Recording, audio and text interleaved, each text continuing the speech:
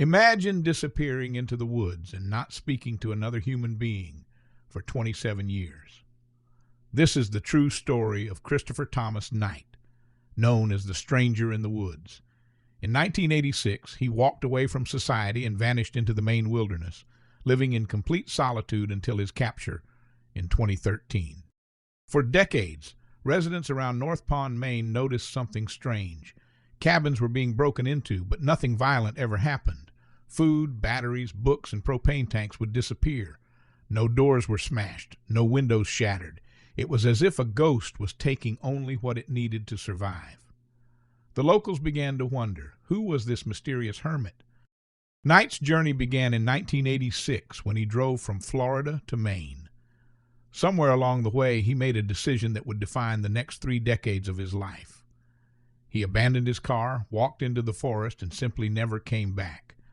There was no grand philosophical reason, no manifesto. He just wanted to be alone. Surviving Maine's brutal winters required extraordinary skill. Knight built a hidden camp so well camouflaged that it was nearly invisible. He learned to move without leaving tracks, to stay warm in temperatures that dropped well below freezing, and to remain completely undetected for over 2 decades. His camp was a masterpiece of survival and concealment.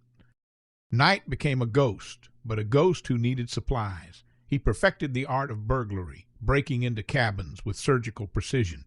He never stole more than necessary, never caused damage, and never left evidence.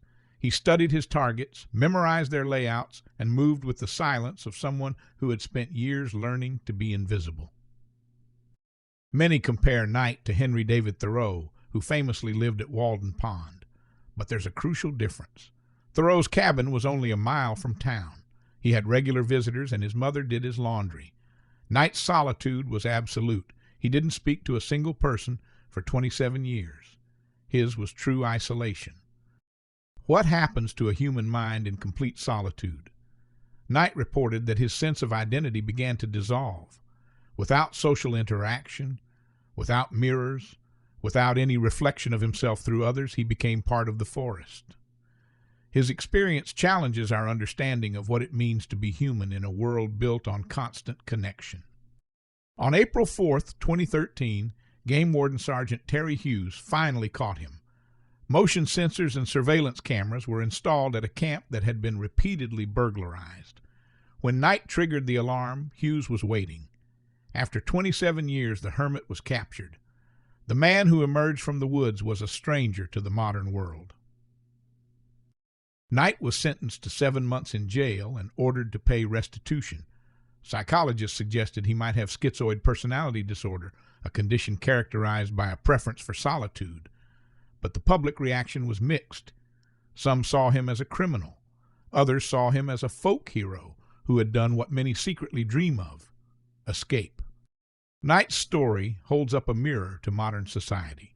In a world of constant connectivity, endless notifications, and the pressure to maintain social personas, his choice to disappear feels both terrifying and tempting. What does it say about us that we're so fascinated by someone who rejected everything we consider essential? When asked what advice he had after 27 years of silence, Knight said something surprisingly simple: get enough sleep. After decades of profound isolation, his wisdom wasn't about enlightenment or transcendence. It was practical, almost mundane. Perhaps that's the point. Christopher Knight's story isn't about finding yourself in the wilderness. It's about the value of silence in a noisy world. Whether you see him as a hermit, a thief, or a philosopher, his 27 years alone force us to question what we truly need to be happy. Sometimes the most radical act is simply to be still.